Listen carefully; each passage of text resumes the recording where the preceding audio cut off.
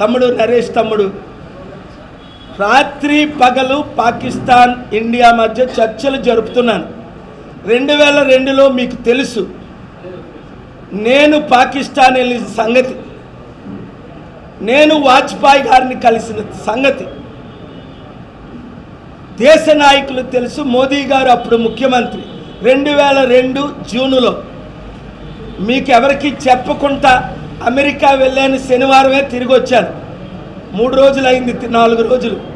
అమెరికాలో ఉన్న పెద్ద నాయకులందరినీ కలిసా, ఒక్కడు తప్ప 10లో 9 మందిని కలిసా. వాళ్ళు కూడా గారు 2 దేశాలని ప్రేమించిన వారు మీరు ఒక్కరే, యుద్ధాన్ని ఆపగలిగింది మీరు ఒక్కరే అంటే చర్చలు జరుపుతున్నాను. నాకు సోమ మంగళ బుధవారం 3 కేసులను బట్టి ఆంధ్రప్రదేశ్ హైకోర్టుకు వచ్చాను. ఎందుకంటే రేపటి నుంచి కోర్టు జూన్ 16 వరకు సెలవని.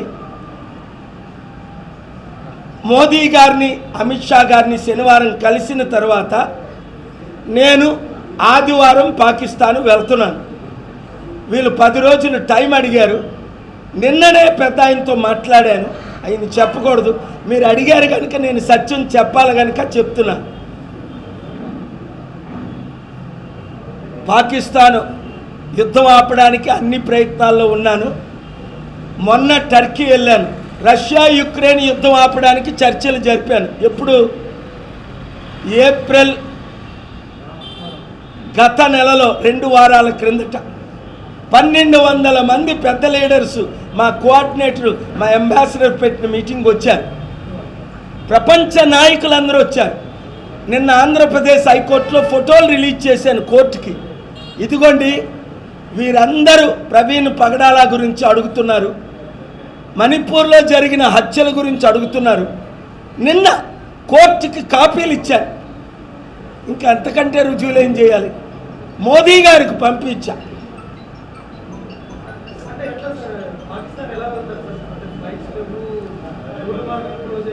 వీసాలు లేకుండా ప్రపంచం అంతా తిరిగినోని నేను ఒక్కడనే.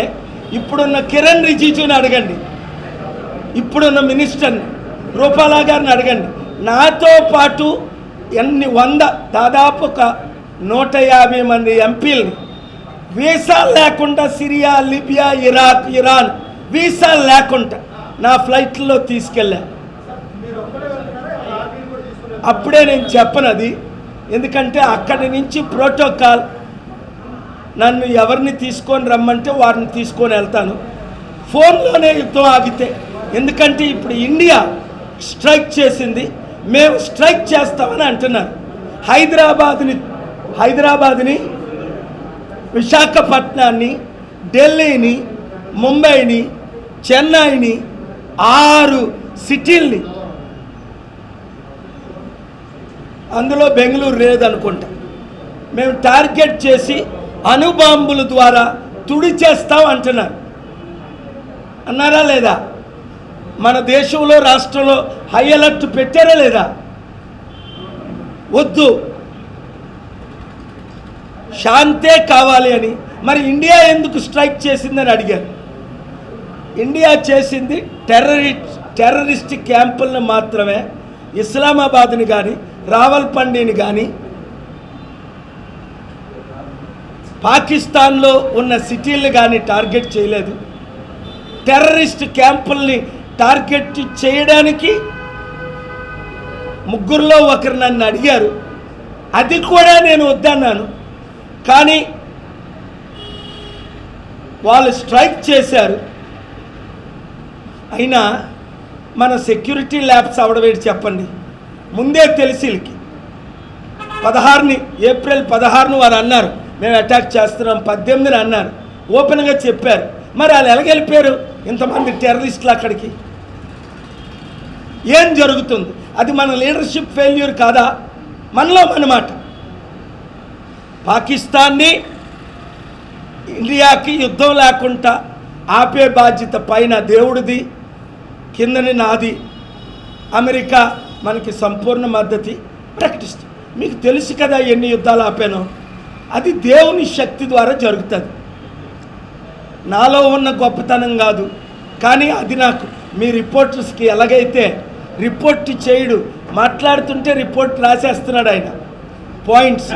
అద్భుతంగా ఈయన ఇక్కడ మీకు ఇంత టాలెంట్ రిపోర్టింగ్లో ఎలాగొచ్చిందో ఆ Indian express, times of India, Deccan Chronicle కూడా అలాగొచ్చింటే బాగుంది.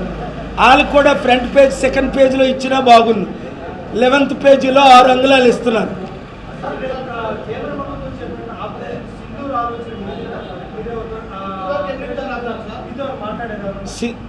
ఆపరేషన్ సింధూర్ టార్గెట్ చేసినవి అది కేవలం నేనైతే వద్దనను, ఓపెన్గా అన్నాను, సీక్రెట్ నేనైతే వద్దన్నా. ఎందుకంటే I'm going to Pakistan along with the blessings and concern of our honorable Prime Minister Modi ji. I am speaking in English. I have spoken to Honorable Rupala ji yesterday. He asked, we are going to meet Amit Shah ji and Modi ji most likely tomorrow night. If they give me consent, I am going to Pakistan on Sunday.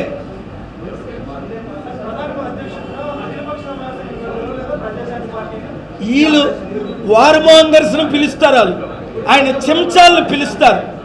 నేను ఆయన చెంచాను కాదు. ఆ stamp వేసిన వాళ్ళు పిలుస్తారు.